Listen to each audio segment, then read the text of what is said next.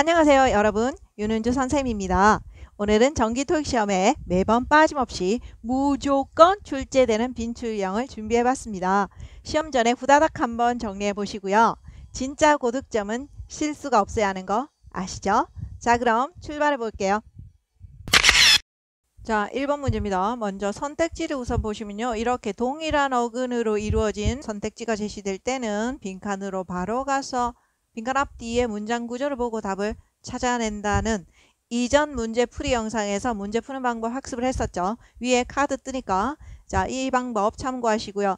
자, 빈칸으로 바로 가서 빈칸 앞뒤 보고 문장 구조를 볼 때 빈칸 앞에 was가 이 형식이고 여기에 보어가 이렇게 떡하니 자리 잡고 있습니다. 그러면 우리는 이 형식 동사와 보어 사이에 무슨 자리다, 부사 자리다 하면서 깔끔하게 답은 B번. 그런데 여기에 부사가 들어가면 부사가 어떻게 명사를 수식하냐고요. 부사는 형용사를 수식해야지. 부사를 수식하거나 진짜 이상하다 이런 생각이 들더라도 이 부사는 뒤에 있는 명사를 수식하는 게 아니라 앞에 있는 동사를 수식합니다. 그래서 이었다, 명백히 성공적이었다 이렇게 되는 거죠. 일반적으로 학생들이 답을 찾을 때는 그렇게 안 찾고요. 어머, 이 형식 동사의 보어 자리네, 그러면 형용사더라 하고 A를 찾는 겁니다. 너무나 다급한 나머지 시험장에서 서둘러 푸시다가 정말 엄청난 실수를 하게 되는 거죠. 쉬운 문제 틀리면 데미지가 훨씬 크니까 폭탄 투하 받았다 이렇게 생각하시고 문제를 이렇게 접근하시면 안 되고요. 문제 풀이 포인트를 느끼면서 풀어가셔야 됩니다. 먼저 머리를 써서 뭔가를 단서를 찾고 웃자조짜 이렇게 하면 이미 속도가 떨어져서 6에서부터 7까지 그 엄청난 대재앙이 기다리고 있다 이렇게 보시면 됩니다. 그래서 문제를 푸실 때는 감각적으로 문제 출제 포인트를 느끼면서 푸시되 준비가 안 된 학생의 감으로 푸는 것은 아무 때나 푸는 거고요. 준비가 된 학생의 감이라는 것은 이미 출제 포인트를 느끼면서 정확하게 잡아가고 있다 이렇게 보시면 됩니다. 그러니까 초보자의 감과 고수의 감은 틀리다. 그것은 그 사이의 갭은 뭐로 메운다? 연습량으로 메운다. 그래서 꾸준하게 반복해서 학습하셔야 됩니다. 그렇다면 매달 출제되는 빈출 부사 자리 살펴보시면 B 플러스 보어 사이에 부사가 옵니다. 이때 보어의 종류를 보면요, 형용사 보어 올 수 있겠고요. 그 다음에 be 뒤에 ing 현재 분사 보어가 오면 우리는 이거를 현재 진행이라고 주로 알고 계시죠. 그 다음에 이 pp가 과거 분사 보어가 오면 수동태가 형성이 된다는 것도 여러분 익히 알고 계십니다. be 플러스 ing로 현재 진행을 구성할 때도 부사가 잘 오고요. 이렇게 bpp의 수동태 문제를 출제했을 때도 수동태 사이에 부사가 잘 온다는 거 꼭 기억을 하셔야겠습니다. 이어서 have pp는 뭡니까? 현재 완료 아닙니까?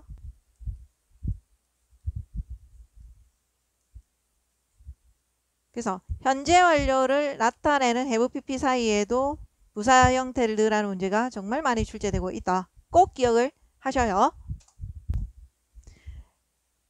그리고 기본적으로 문두나 문미 일반 동사 앞뒤에는 부사가 옵니다. 그런데 이렇게 쉬운 문제가 나왔는데도 틀린다. 그럼 뭐다? 재앙이에요. 틀려서는 안 됩니다. 그 다음에 부정사 사이에 부사가 들어가는 겁니다. 자, 나오면 못 알아보면 틀리니까 이 구조를 암기하셔야 돼요. 자, 그리고 이 동사가 자동사입니다. 자동사와 전치사 사이에 이렇게 부사가 떡하니 들어가는 문제가 출제될 때 1번, 2번, 3번이 정말 출제율이 높고요. 4번, 5번은 출제율은 낮으나 배점이 높다. 그래서 꼭 고득점의 길목에서 이 문제를 낚아채셔야 돼요. 자, 그러면 이 부분을 활용해서 2번 문제 접근해 보겠습니다. 자, 이렇게 동일한 어근의 선택지가 제시되어 있을 때는 후다닥 빈칸으로 가서 잠시 전에 배웠었죠. 비동사 뒤에 ing 보가 왔을 때 현재 분사 보가 오면 우리는 이 자리가 뭐다? 부사 자리라는 것을 1초 만에 파악해서 답은 A번. 참 쉽죠?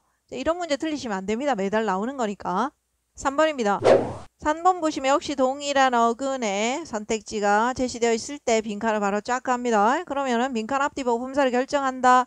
자, 문제풀이 방법 이해되시죠? 자, will이 조동사입니다.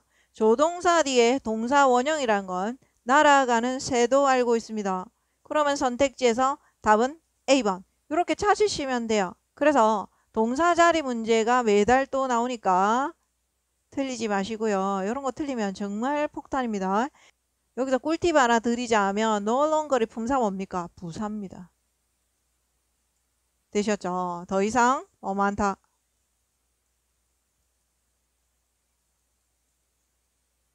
잊으시면 안 됩니다. no longer이 또 출제되는 달이 있으니까요. 요까지 챙겨가시면 좋겠습니다. 4번이네요.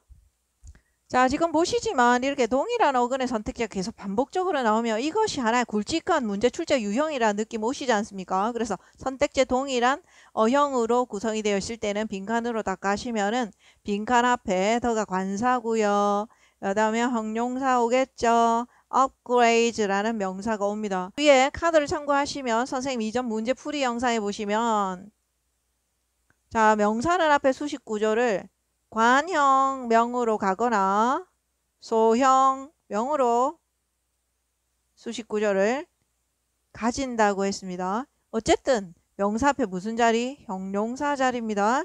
자, 그러면 여러분이 선택지에 보다시피 ing냐 pp냐 뭐다? 분사 문제입니다. 분사 문제. 자, 매달 나오는 분사 문제 놓치면 정말 아깝죠. 정말 아까워요. 이런 문제 틀리다니요. 재앙입니다. 자, 그래서 ing냐 pp냐 타동사는 전치 수식일 때 pp로 90% pp로 간다는 선생님 분사 위에 카드 뜨지요. 꼭 참고해 보시면 도움이 될 겁니다. 자, 그래서 깔끔하게 답은 suggested. 왜냐하면 suggest가 타동사기 때문에요. 다시 한번 말씀드리지만 자, 명사 앞에서 타동사를 분사를 만들 때 pp가 90%라는 점 꼭 참고하시면 도움이 되겠습니다. 나머지 10%는 관용 암기니까 그 점도 선생님 분사 영상 참고하시면 그까지 전부 다 업로드 되어 있으니까 기출 분사와 함께 분사 만드는 방법 꼭 참고하시면 좋겠습니다. 자, 5번입니다. 5번에 딱 보니까 어휘 문제다 느낌 빠고면서 바로 해석하고 이래서는 안 됩니다. 그럼 어떻게 해야 됩니까, 선생님? 설사 이 문제가 어휘 문제다 하더라도 문제 안에 반드시 단서가 있어요. 그래서 전체 문제를 해석하는 것이 아니고 그 단서가 되는 그 빈칸 앞뒤에 단서가 되는 어휘를 끌어안고 문제를 풀어가셔야 되는 겁니다. 그럼 여기서는 단서가 되는 어휘가 뭐가 있냐면 베트남, 베트남이라는 장소가 단서가 되는 거예요. 그러면은 보세요. 자, 단서를 잡아놓고 이 단서를 활용해서 문제를 풀어가는 겁니다. 피카라는 동격의 컴마거든요.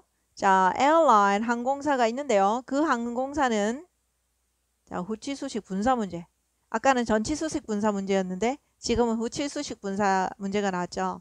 자, 베트남에 본사를 두고 있대요. 그래서 답은 based C번 이렇게 되는 거예요. 베트남에 본사를 두고 있는 피카 항공사가 is offering reduced airfare. 자, 할인 요금을 제공한답니다. 방콕하고 자카르타 가는데 정말 쉽죠? 어휘 문제라고 해서 무조건 문제 맨 앞으로 가서 해석해서 푸는 것이 아니고 문제 안에 반드시 단서가 있다. 자, 그래서 위에 카드 뜨지요. 선생님 고득점 어휘 문제 풀이 방법 영상을 통해서 참고하시면 도움이 되겠습니다. 자, 6번 문제 보겠습니다. 6번 문제 우선 선택지를 보시면 선택지 either를 보는 순간 접속사로서는 either A or B 구조 생각나고요. nol은 neither A nor B 구조가 생각나지만 실제로 문장 안에 neither이 없기 때문에 그런 분석은 옳지 않고요. nor 자체도 접속사가 맞습니다. 접속사가 맞고요. 자, 의미는 and, not의 의미예요. 근데 nor은 단독으로 쓴다기보다는 부정문이 오고 콤마 nor이 오면요. 뒤에 도치가 이루어집니다. 그래서 뭐뭐 하지 마라. 그리고 뭐뭐도 하지 마라. 이럴 때 쓰죠. 그러니까 다짜고짜 no를 쓰지는 않아요. 자, 그 다음에 C하고 D는 부접이기 때문에 해석상 마무리를 해야 될 것 같은 느낌이 드네요. 자, 그러면 구조 한번 보겠습니다. 자, 문두에 부사 잘라주고요. 자, 주절 나오고 있습니다. Our employee may depart an hour before closing. 자, 폐점 1시간 전에 떠나도 좋다. 이렇게 이야기를 하고 있네요. 자, 빈칸 뒤에 보시면 their supervisor이 주어고 mention이 타동사, 목적어 자리에 명사절 오고 있습니다. 그들의 관리자가 머무르라고 언급하지 않는다면 목요일에는 1시간 일찍 떠나도 좋다 라는 문장이 전개되어 있죠. 그래서 답은 D번. 자, 이렇게 선생님과 함께 매달 빠짐없이 출제되고 있는 문제 유형, 부사문제, 동사문제, 분사문제, 접속사 문제 같이 살펴봤습니다. 실수 없이 이번 시험 잘 마무리하시고요. 꼭 원하는 점수 받으시길 응원할게요.